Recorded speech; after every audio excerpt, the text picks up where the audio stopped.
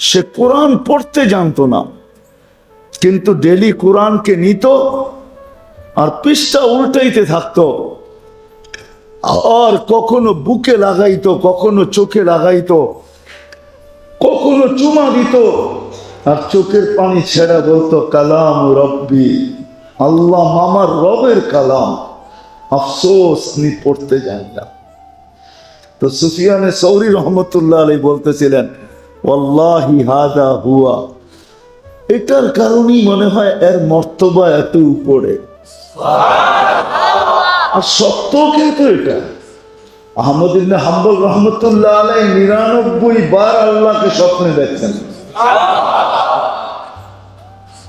তো উনি 99 বার পর্যন্ত দেখার পরে মনে মনে উনি ভাবতেছিলেন 100 বার যদি পুরা হয় তো আল্লাহকে একটা জিনিস জিজ্ঞাসা করব।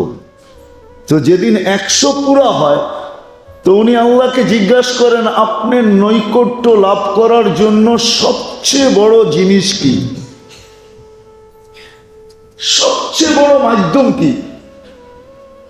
তা আল্লাহ বলছিলেন আহমদ কোরআন আল্লাযী খারাজা মিন্নি, কোরআন যেটা আমার ভিতর থেকে বাহির হয়েছে।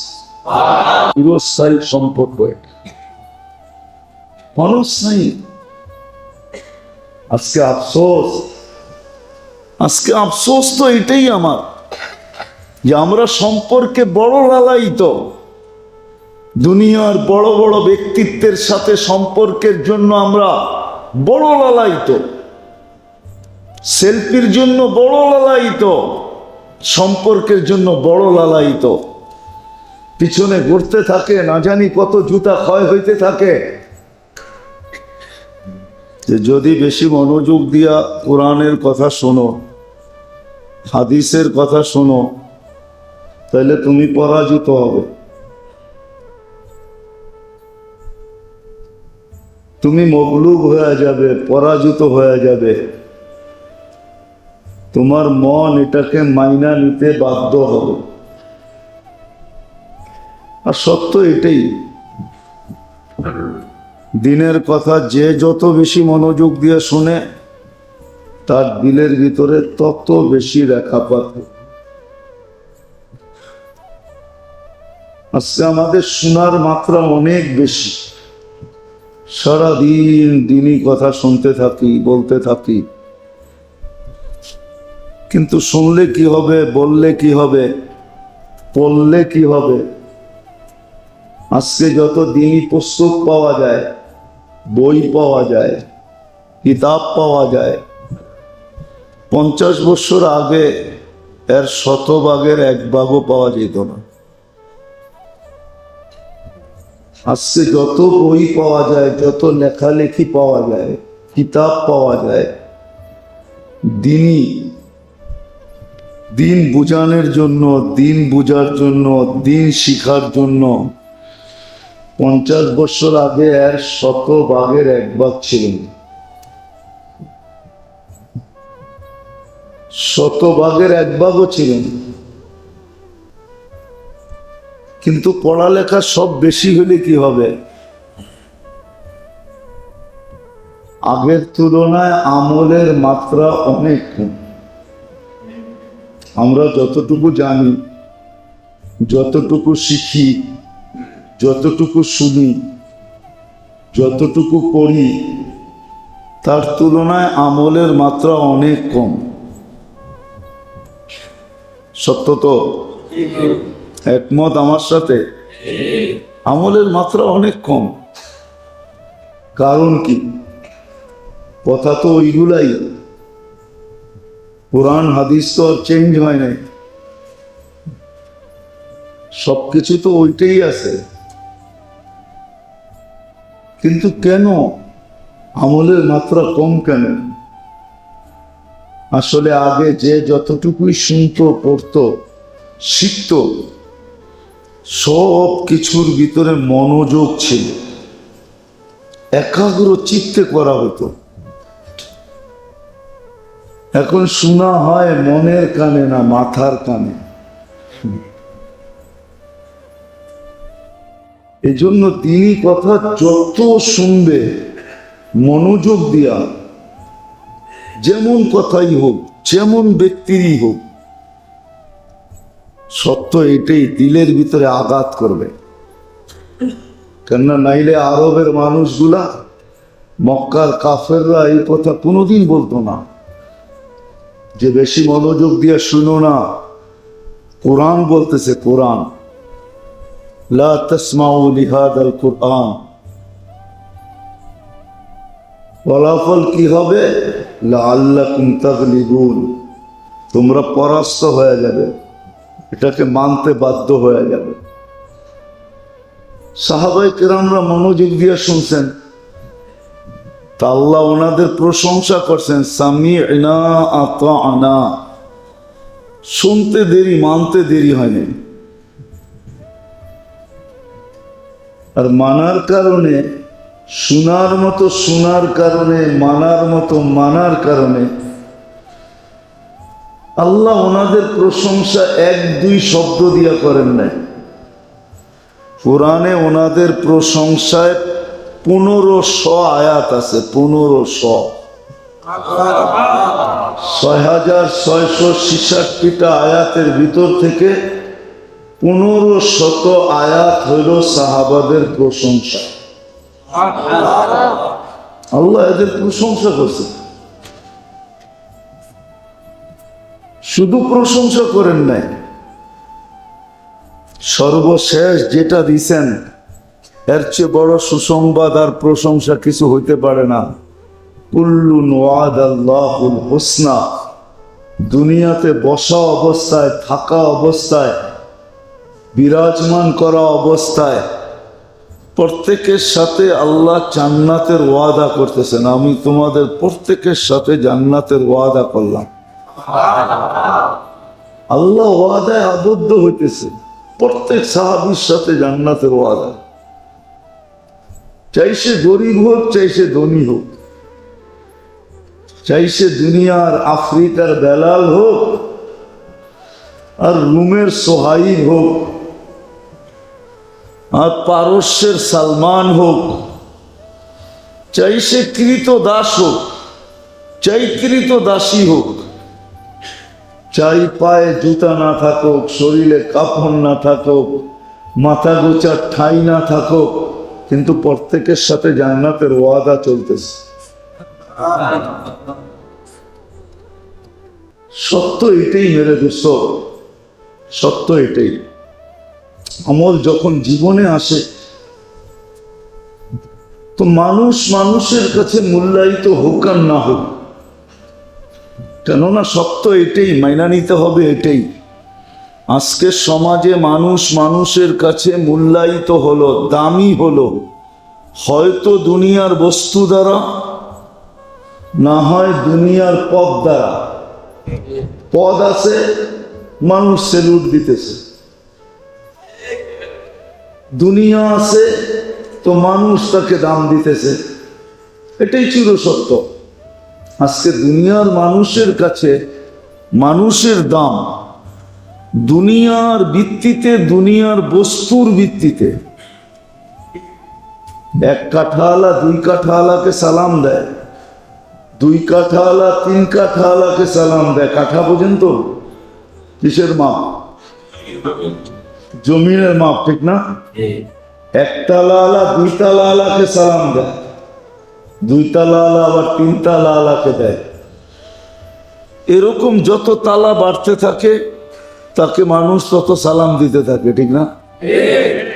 এরকমই তো, এটা দুনিয়ার নীতি।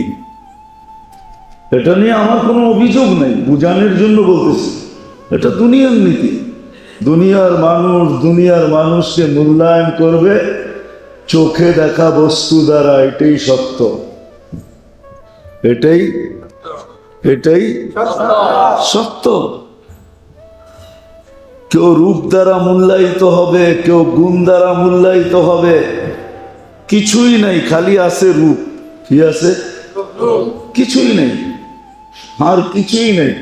একটা মানুষের ভিতরে যা থাকতে হয় ওটার কিছুই নেই, খালি আছে কি রূপের টেকি, ওটা দিয়ে মূল্যায়িত হইতেছে। আছে না? না নাই? হ্যাঁ, শুধু রূপের ডেকে আর কিচ্ছু নাই, ওটা দিয়ে মূল্যায়িত হইতেছে, এটাই সত্য। কিন্তু যে আল্লাহ আমাদেরকে অস্তিত্ব দিছেন মানুষ হিসাবে, যে আল্লাহর কাছ থেকে আমরা আসছি, আর যে আল্লাহ আমাদেরকে 24 ঘন্টা লালন পালন করতেছেন, সুরক্ষা করতেছেন, 24 ঘন্টা আমরা আল্লাহ দ্বারা সুরক্ষিত। যদি কেউ বলে যে আমি টেকনোলজি দ্বারা সুরক্ষিত, আমি এটা মানতে রাজি না। আমরা আল্লাহ দ্বারা সুরক্ষিত, 24 ঘন্টা আমরা আল্লাহ দ্বারা সুরক্ষিত, টেকনোলজি দ্বারা না। টেকনোলজি দ্বারা যদি সুরক্ষিত হইতো তাহলে একটা উদাহরণ দিই, শুধু একটা, যদি বুঝে আস, জানি না বুঝে আসবে কিনা সবাই, একটু ধ্যান দিয়ে শুনলে হয়তো বুঝে আসবে।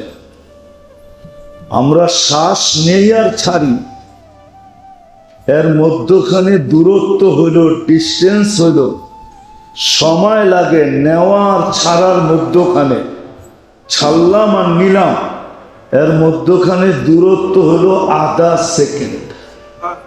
এরকম বিজ্ঞান বলে ন্যানো সেকেন্ড, এরকম আধা সেকেন্ডের থেকে কম। এতগুলা মানুষ কিন্তু আমরা শ্বাস নিতেছি আবার ছাড়তেছি, তাই না? আমরা যেটা ছাড়তেছি ওটা বিষ, ওটা কি দূষিত বিষ, নিতেছি যেটা পিওর, ঠিক না? এই আধা সেকেন্ডের ভিতরে আমরা যেটা ছাড়লাম ওটাকে দূরে সরাইলো কে? আবার পিওরটা আমার নাকের নিচে দিল কে? যদি টেকনোলজির ব্যবহার হতো তাহলে প্রত্যেকেই বিরাট একটা মেশিন নিয়ে আসতে হইতো, ঠিক না? হ্যাঁ, মসজিদের দেওয়াল দুয়াল যা আছে, জানলা সামনা, এখন তো এসি ছেড়া রাখছেন, সব বন্ধ, সব কিছু খুঁড়া দিতে হইতো, ঠিক না? কেননা দ্রুত পাস করতে হবে, দ্রুত বাহির করতে হবে, আবার দ্রুত নিয়ে আসতে হবে। যদি আসা নেওয়ার ভিতরে যদি 2-1 মিনিট লেগে যায়, কি কি আরে কি শেষ? মানেন? হ্যাঁ, মনে হয় মানেন না। তাহলে বোঝা গেল কুদরত দিয়ে আল্লাহ সুরক্ষিত করেন। আজ পর্যন্ত কেউ অভিযোগ করতে পারে নাই, চাই সে সাহারার মরুতে হোক, সেও অভিযোগ করতে পারে নাই যে আমি যেটা টানি ওটা পিউন না, আমি যেটা ছাড়ি ওটা দূষিত, আমি যেটা টানি ওই অক্সিজেন নেই, এটা পিউর। আল্লাহ কুদরত দিয়া করতেছেন। আর যদি সুরক্ষা না করতেন তাহলে 1 মাসের মাথায় আমাদের সবাইকে হাসপাতালে যেতে হতো। কেননা আপনি দূষিতটা কতক্ষণ টানতে পারবেন? আস্তে আস্তে আস্তে আস্তে আস্তে আস্তে ফুসফুস বিনষ্ট হয়ে যাবে, সে অক্সিজেন নেওয়ার ক্ষমতা হারায় ফেলবে, একদিন আপনি আর আমি মৃত্যুর কোলে ঢোলা পড়ব। তো বিজয়, যেটা বুঝাইতেছিলাম, মানুষ নিয়ে দুনিয়া নিয়ে আমার আলোচনা না, আমার আলোচনা তো হলো আল্লাহ নিয়ে, রসুল নিয়ে, আমার আলোচনা হলো আখেরাত নিয়ে, দুনিয়া নিয়ে আমার আলোচনা না।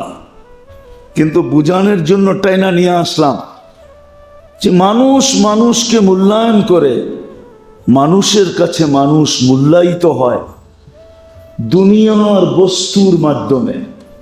কিন্তু রব্বে কাবার কসম, যিনি আমাদেরকে অস্তিত্ব দিয়েছেন আর সুরক্ষিত করেন, ওই আল্লাহর কাছে মানুষ মূল্যায়িত হয় আমলের দ্বারা। যার যতটুকু আমল, যত কোয়ালিটি ভালো, যত উন্নত, যত বেশি, আল্লাহর কাছে সে মূল্যায়িত তত বেশি, দামি তত বেশি। কেন? আল্লাহ বয়স দেখেন না, বয়স দেখেন না, বয়স। হ্যাঁ, একটা সময় পর্যন্ত দেখেন, সেটা হলো বাচ্চার কথা ভিন্ন, প্রাপ্ত বয়স্ক না হওয়া পর্যন্ত ভিন্ন কথা। তখন তো কলম উঠানো থাকে, তার বিরুদ্ধে কিচ্ছু লেখা হয় না, পক্ষেই লেখা হয়, বিরুদ্ধে কলম যায় না। সে যে নেক আমল করে সব মা বাবার আমল নামায় কবুল যাইতে থাকে, মা বাবার আমল নামায় যোগ হইতে থাকে। যদিও আমরা বুঝতে চাই না, এটা আবার আলাদা আলোচ্য বিষয়। তাইলে এই বিষয়ে আলোচনা করতে হবে যে আমাদের সন্তানদেরকে কোন বয়স পর্যন্ত আমাদের সুরক্ষা করা উচিত। যদি আমি এই কথা বিশ্বাস করি যে সন্তানের আমলনামা আমার আমলনামায় যোগ হবে, নেক আমল আমার আমলনামায় যোগ হবে, এই সন্তান আমার কাজে আসবে, তাহলে একটা সময় পর্যন্ত এদের জীবন আমাদের সুরক্ষা করা উচিত। কিন্তু আফসোস, বুঝে আসে না বিদায়। মাখনময় সময়টা, মাখনময় বলা কম হবে, মধুময় বলাও কম হবে। সবচেয়ে দামি সময়টা আমার সন্তানের যেটা, এটা আমি বিনষ্ট করি। বলবেন ওই সময়টা যদি না দেই তাহলে স্কুল কলেজে পড়বে, তো পড়বে কি করে? না, আপনি স্কুল কলেজে পড়ান, আমার কোনো আপত্তি নাই। আর স্কুল কলেজে যে ওই সময় পড়াইতে হবে এমন না, স্কুল কলেজে আপনি দেন, আমার কোনো আপত্তি নেই। দুনিয়ার দামি থেকে দামি কলেজে পড়ান, আমার কোনো আপত্তি নেই। কিন্তু আমার আপত্তি এই জায়গায়, যে সময়টা মাখনময় ছিল, মধুময় ছিল, অনেক দামি ছিল, ইচ্ছা করলে পুরো আমার আমলনামায় নিয়ে আসতে পারতাম। ওই সময়টা যে আমি সন্তানের বিনষ্ট করলাম, সন্তানেরও বিনষ্ট করলাম, আমিও আমার জন্য, আমাকে আমার সন্তানেরও বিনষ্ট করলাম, আর আমিও আমার কাজে না লাগাইলাম। নির্বোধের পরিচয় যে দিলাম যে আমি নির্বোধ, আমি নির্বোধের যে পরিচয় দিলাম, বুদ্ধিহীনতার যে পরিচয় দিলাম, আফসোস হলো এটা নিয়ে, আর কিছু নিয়ে আফসোস না। তো যেটা বুঝাইতেছিলাম, মেরে দোস্ত, আল্লাহ করো বুঝে আসুক, আমাদের সকলের বুঝে আসুক যে আল্লাহ আমাদেরকে অস্তিত্ব দিচ্ছেন, যিনি আমাদেরকে সুরক্ষা করতেছেন, যিনার কাছে আমরা অচিরেই সবাই চলে যাব। ওই আল্লাহর কাছে মানুষের মূল্য, রব্বে কাবার কসম, দুনিয়ার যা দ্বারা মানুষ মূল্যায়িত হয়, সেটাকে বংশ বলেন, বুলি বলেন,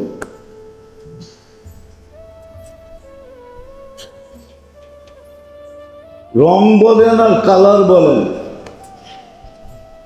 সোসাইটি বলেন আর পেশা বলেন, শিক্ষা বলেন আর দীক্ষা বলেন, যা দ্বারা মানুষ দুনিয়াতে মূল্যায়িত হয়, আল্লাহর কাছে মানুষ ওটা দ্বারা মূল্যায়িত হয় না।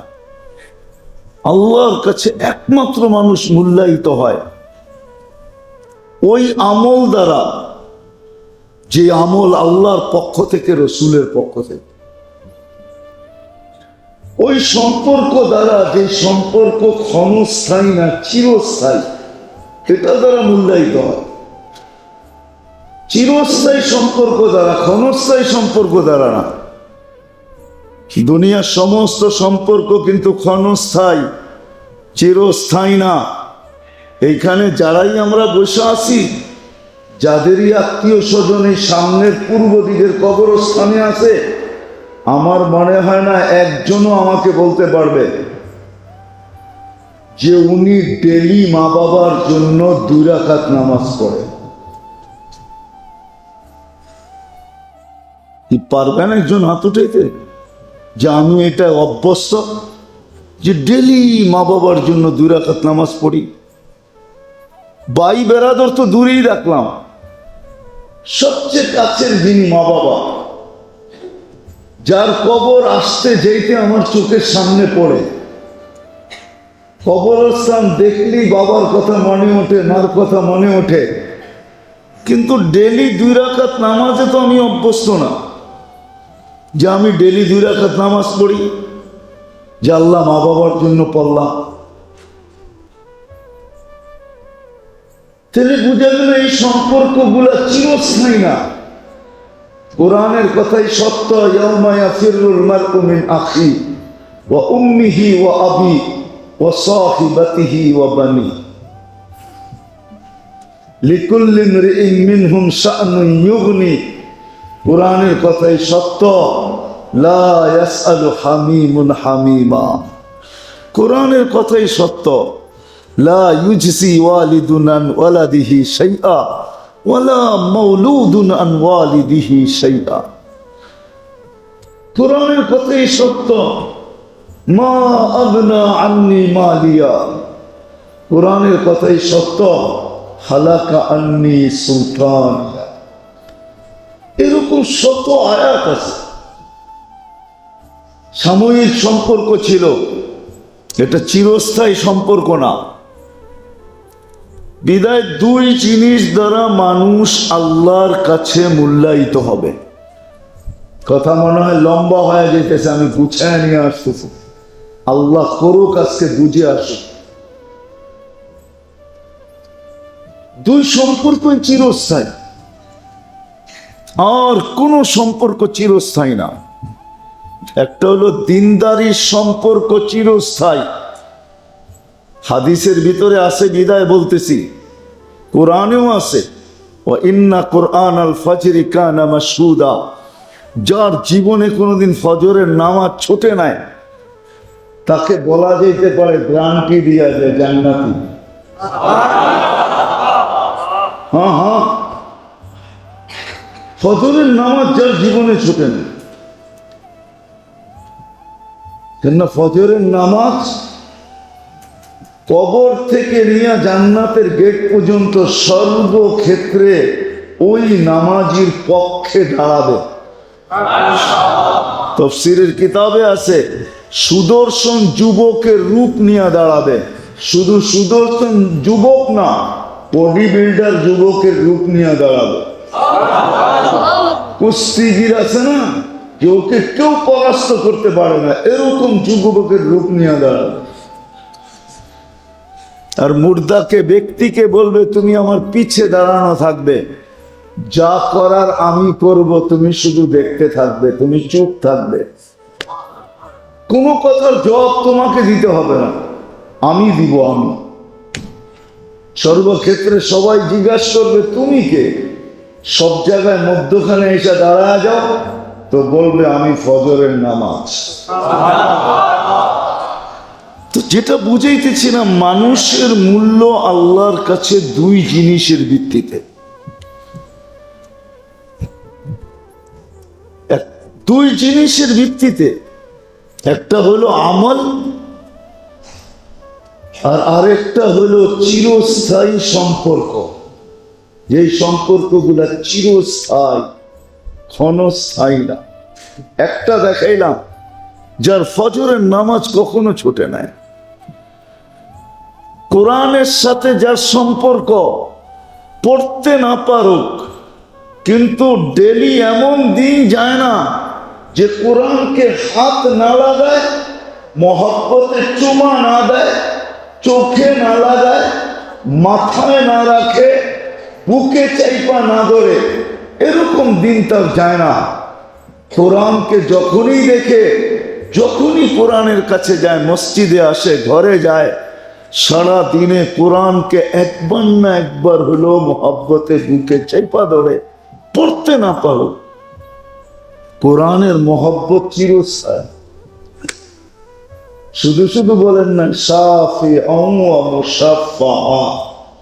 কোরআন সুপারিশ করবে এবং তার সুপারিশ গ্রহণ হবে, এটাই আল্লাহর ওয়াদা। পড়তে না পারো, হ্যাঁ আমি জানি আমার সমাজের 70 ভাগ মানুষই কোরআন পড়তে জানে না, 50 ভাগ তো হবেই। 50% মানুষ আমার সমাজের জাতির কোরআন পড়তে জানে না, তাতে কিছু আসে জানে না। দেখার বিষয় হলো সে ডেলি কোরআনকে মহব্বত করে কিনা, কোরআনকে মহব্বত করে কিনা। ইতিহাসের পাতায় লেখা আছে, লেখা এখনো লেখা আছে,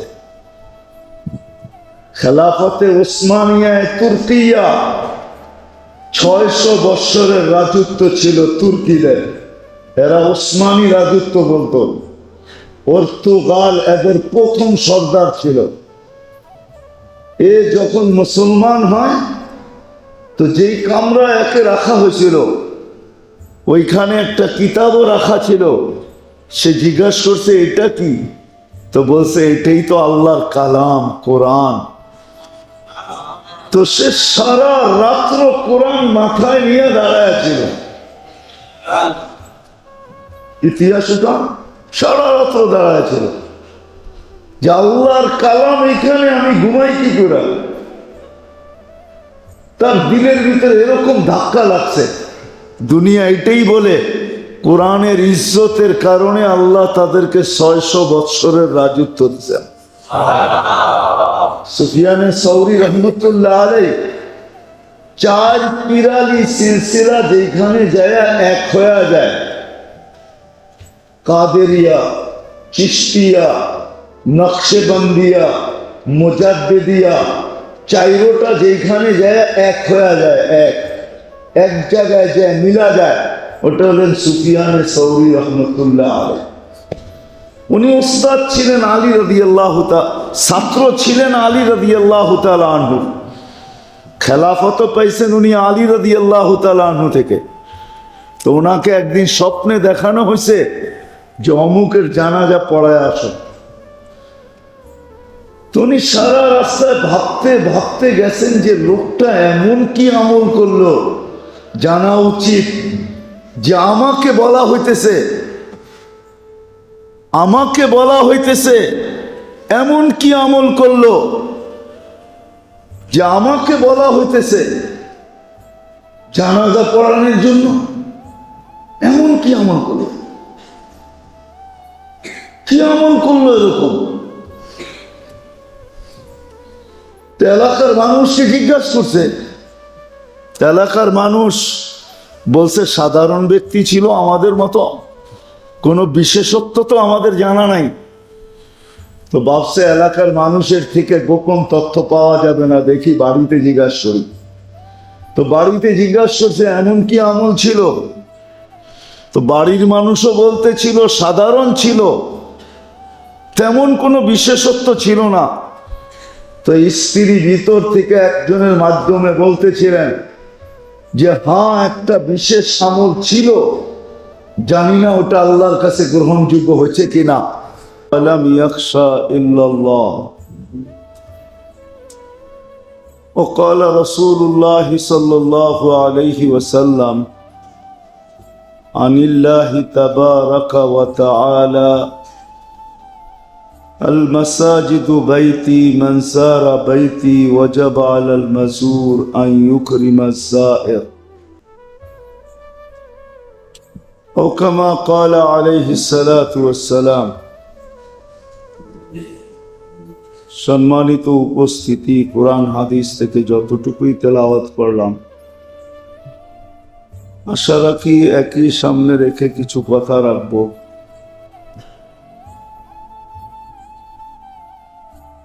সাথে সাথে সকলের কাছে অনুরোধ, কথাগুলো দিলের কানে শুনবো, চুপচাপ শুনবো, সাথে সাথে দোয়া করব আল্লাহ যেন আমাদেরকে বুঝার, শিখার এবং মানার তৌফিক দান করেন। তিনি কথা যত বেশি মনোযোগ দিয়ে শোনা হয়, এটা দিলে কাঁপতে থাকে। কেননা দিনী কথা কোরআন আর হাদিসের আলোকে হয়। এই জন্যই মক্কার কাফেররা বলতো লা তাসমাউ লিহাদাল কোরআন, মনোযোগ দিয়া কোরআন শুনো না। শুনলে কি হবে, ফলাফল কি দাঁড়াবে, আর পরিণতি কি হবে, এটাও এরা বলে দিতেন। দুনিয়ার ব্যক্তিত্বদের পিছনে ঘুরা সম্পর্ক গড়া, এটা কতক্ষণ ক্ষণস্থায়ী।